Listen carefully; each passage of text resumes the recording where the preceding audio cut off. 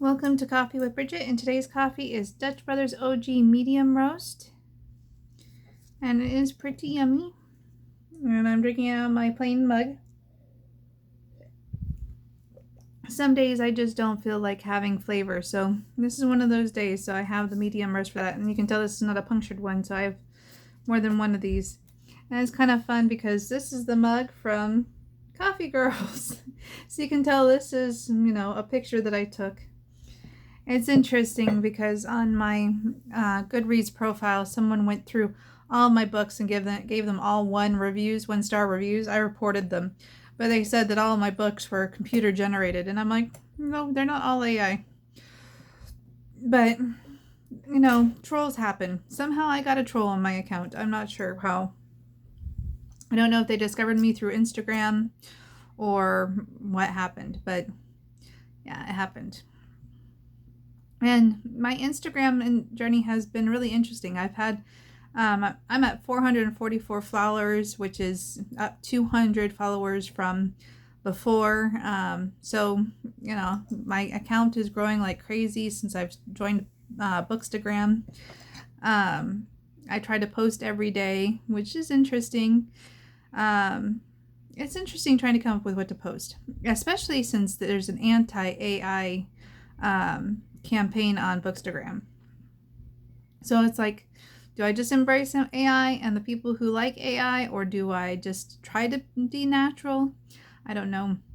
I went through a phase of drawing all my characters and I'm still doing it. I think the next character I'm going to draw is Zephyr. I haven't shared all of them on Nexus. I just shared them on TikTok and Instagram. So if you're following me on Instagram or TikTok, you've seen them. But those drawing pictures of the characters got 500 views or more, which is pretty good for my account. So that's pretty good. So, it gives me a motivation to do my drawing, and drawing has been a great way to take my mind off of, my mother's passing and the stress of the divorce and my birthday. Although my birthday was good. I went to take the kids to a botanic garden, and the youngest was like, I'm not going, it's too hot. So I ended up coming home. But it was a good birthday. Had cake and everything. So my dad called and sang me happy birthday, which is something that my mom would normally do. So that was kind of sweet of him to do. It was hard talking to him because he's having a really, really, really hard time with her passing. It's been really bad. He hasn't wanted to talk, which I understand. I tried to call him and just talk about everything but, my mom, to try to take his mind off of things. But, he's like, I don't want to talk. I'm falling apart. So that's been hard.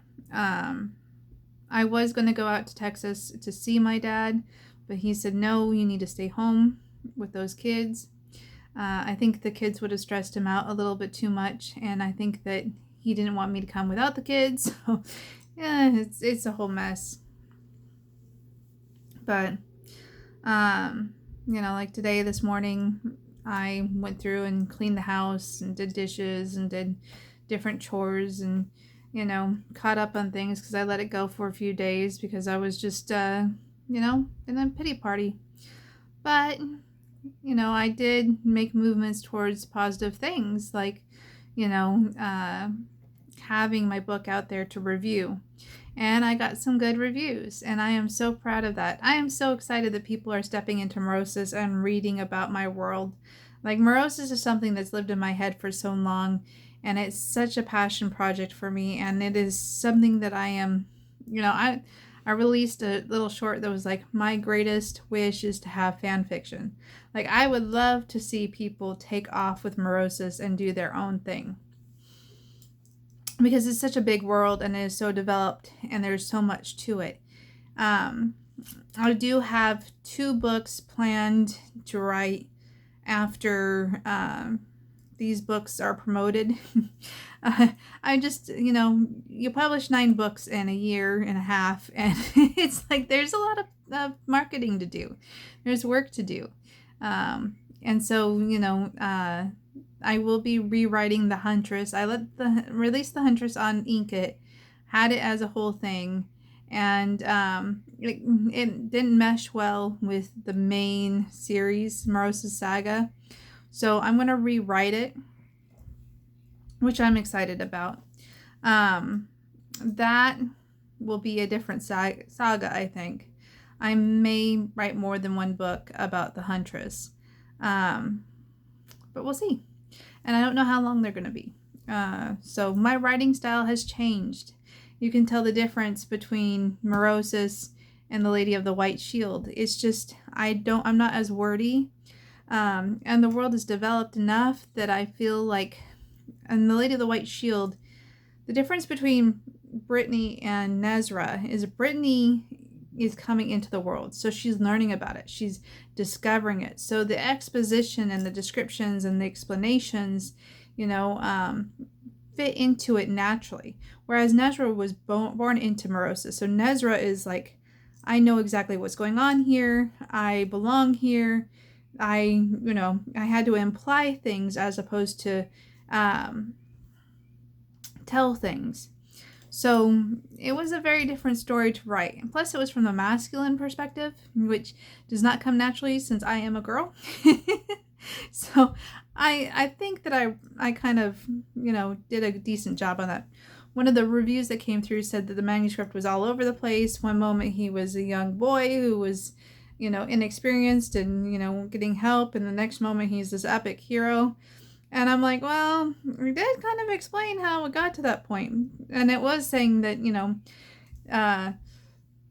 the Lady of the White Shield is like the B-roll of Morosis, because it's like there's a story there. There's a whole developed world there.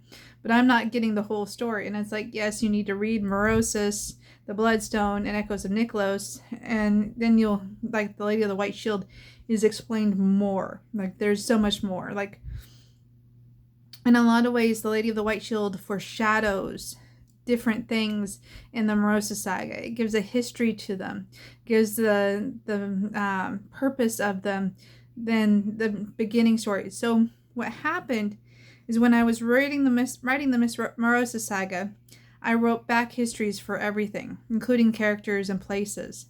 And so Nezra is a natural development from those backstories. So he just gives more meaning to the places that are visited in the Morosis Saga and Brittany's story.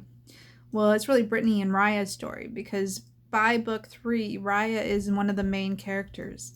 And so I think there's 16 characters, 16 pretty main characters in my book by Echoes of Niklos, and they are all introduced slowly and gradually through the 3 books. So, one of the things that I'm kind of like, oh my God, is I'm like, I want people to focus on the other characters and have favorites, like where are my people who are into Zephyr? Like, where's my people who are into Kanan? Like, these are characters that I really developed. I want people to have favorites like Sephia, favorite villains, or Brior. There's just so many different ones, or people who are just crazy about Radaio. So I'm sure that's coming, but it's just really fun to see the reviews, see how people react, know that people are going through my books. My friend Kevin is reading the entire series, and it's the first time I've really gotten feedback from someone and sat there and just discussed my characters and was like, yes, you get her. Yes, you get him. Like, you understand where this character is coming from, and it's just so cool. So that's what I'm excited about in life right now. I'm glad that I have that I've been pursuing my books and pursuing reviews and getting things out there, because honestly, without that, I have no idea how I would get through this time. It's been so difficult. My writing and my books, my passion for writing is what is keeping me going.